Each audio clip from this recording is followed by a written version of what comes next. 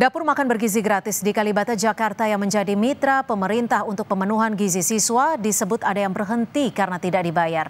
Langkah apa yang sudah dilakukan oleh pengusaha penyedia MBG dan apa tindakan konkret pemerintah hingga saat ini? Kita akan membahasnya bersama Dana Harley, kuasa hukum pengusaha penyedia makan bergizi gratis serta anggota Komisi 9 DPR RI. Sudah ada Mbak Irma Suryani Caniago dari fraksi Nasdem. Selamat petang Mas Dana, Mbak Irma, terima kasih sudah bergabung bersama kami di Kompas Petang. Ya, selamat siang.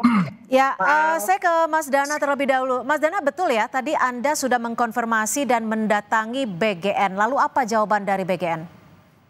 Ya, dari BGN tadi kita sudah datang, kita sudah dimediasi, itu bersama Pak Dadan langsung dan juga mitra dan juga dari pihak yayasan.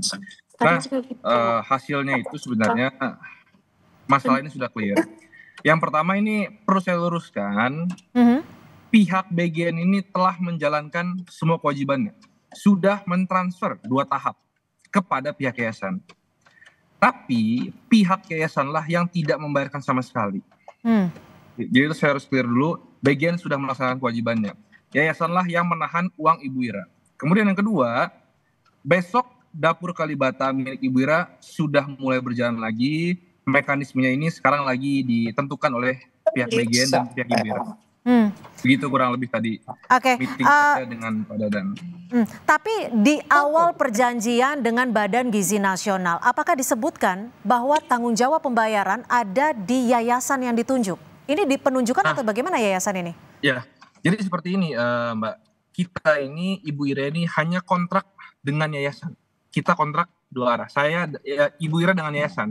Dalam kontrak tersebut dibayarkannya itu per porsi 15.000. Nah, dan pembayaran seperti apa dari BGN ke yayasan terlebih dahulu, barulah dibayarkan ke kita. Namun di lapangan, dari BGN sudah transfer 2 tahap sesuai, tapi ditahan sama pihak yayasan. Itu problematikanya. Jadi ini benar-benar hubungan perdatanya antara Ibu Ira dengan yayasan. Maka dari itu kita kemarin sudah buat laporan polisi dan juga kita akan segera mengajukan gugatan perdata. Oke, Mas Dana, Anda tapi selaku kuasa hukum dari pengusaha penyedia jasa makan bergizi gratis ini sudah sempat menagih pembayaran ke pihak yayasan? Saya sudah somasi, saya sudah datang langsung dan duduk bareng dengan pihak yayasan. Saya pun telah menyampaikan hak tagih. Sudah semua dilakukan, tapi tidak ada respon. Bahkan saya kaget, pihak yayasan ini di media bisa bilang bahwa telah dibayar. Ini saya bawa bukti. Ini adalah mutasi rekening, sama sekali belum dibayarkan. Jawaban dari yayasan apa tadi Mas? Boleh dikonfirmasi? Jawaban dari yayasan beda-beda. Pertama dia bilang ada invoice di tengah jalan yang dikeluarkan oleh yayasan saat pelaksanaan. Sehingga kurang 45 juta. Saya bilang nggak make sense, invoice apa sampai 40 juta? Karena semua itu dibiayai oleh Ibu Ira, itu yang pertama. Kemudian sekarang berganti lagi, karena Ibu Ira beli rantang baru dibayar 200 juta. Sehingga ada uang dari BGN masuk langsung dipotong tanpa persetujuan tertulis. Nah, jadi ini memang sekarang problematikanya benar-benar antara Ibu Ira dengan yayasan. BGN sudah pure, sudah beres itu, dia sudah mentransfer. Jadi perjanjiannya memang betul dengan yayasan dan hingga saat ini yayasan yang belum membayarkan. Saya ke Mbak Irma. Mbak Irma, pengawasan dari Komisi 9 DPR RI seperti apa hingga terjadi seperti ini? Karena kurang lebih dana yang sudah dikeluarkan oleh pengusaha adalah hampir 1 miliar rupiah. Iya, barusan saya juga bicara dengan Pak Dadan ya terkait masalah ini. Dan beliau mengatakan kepada saya bahwa persoalannya sudah dimediasi. Sementara dana dari BGN itu sudah dibayarkan kepada yayasan. Tetapi memang yayasan membutuhkan bukti-bukti otentik ya berupa bil-bil yang memang harus diverifikasi. Karena banyak sekali memang catering yang tidak memberikan bukti-bukti verifikasi terkait pembelian barang-barang untuk menu. Itu yang disampaikan oleh BGN. Sementara memang kami dengan BGN sudah menyampaikan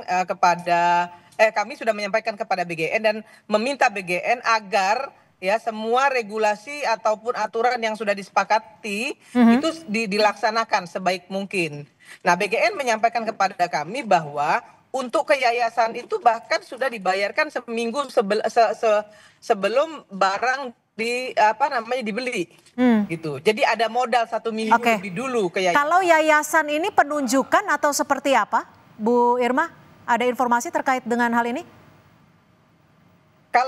Kalau kami bagaimana kami berkoordinasi dengan BGN, nggak ada penunjukan. Jadi semua masyarakat yang mau ikut serta itu bisa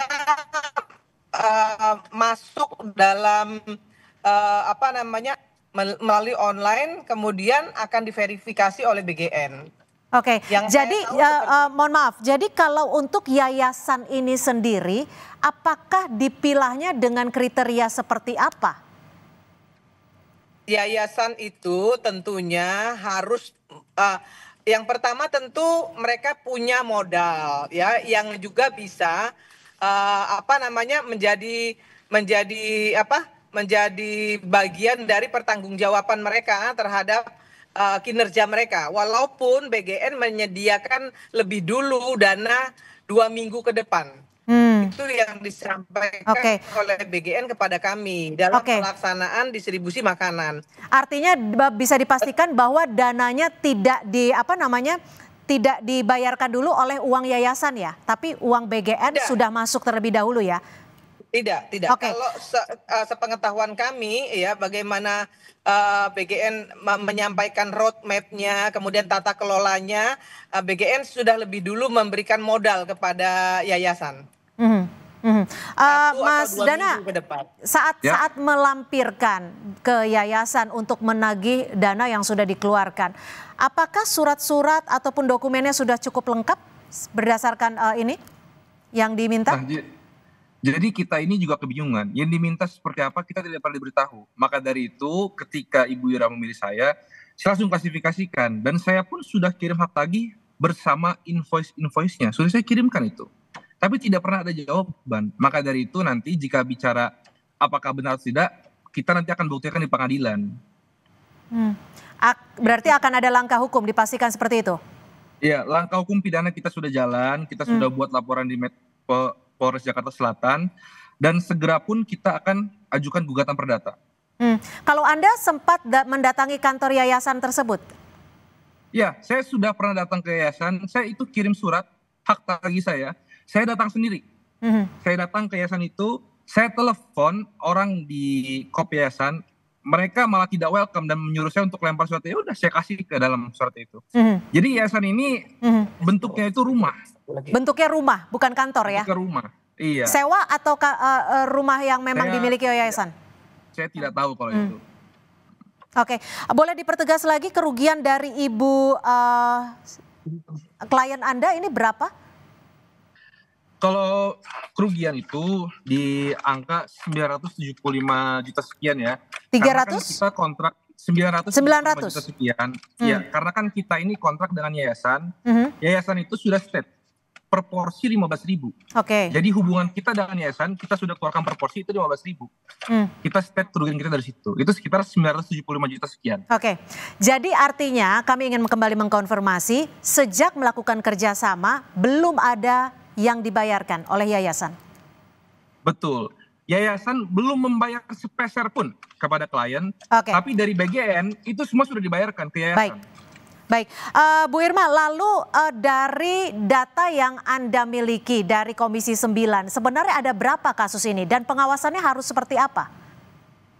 Kalau sampai saat ini yang saya tahu, yang kami mendapatkan laporan baru sekali ini ada yang seperti ini. Maka kemudian saya tadi barusan aja ya menyampaikan kepada Pak Dadan untuk lebih menseleksi lagi nih yayasan-yayasan agar mempertanggungjawabkan ya kontrak kerjanya.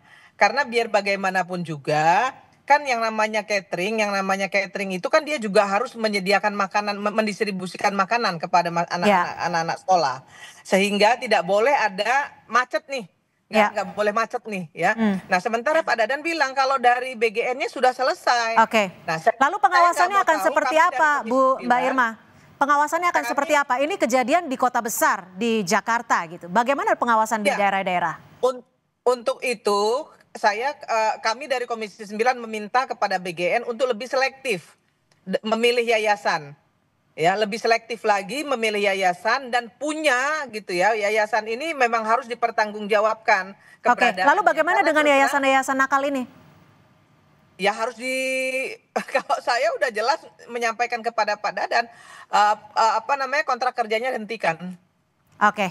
Kontrak kerja harus dihentikan. Baik, terima kasih Karena Mbak Irma Suryani. Merusak image MBG ya di publik gitu. Ini harus ditindak tegas, nggak boleh dibiarkan. Oke, akan ditindak tegas. Terima kasih Mbak Irma Suryani Caniago, anggota DPR Komisi 9, dan juga Mas Dana Harli, kuasa hukum dari pengusaha penyedia makan bergizi gratis. Terima kasih. Terima kasih.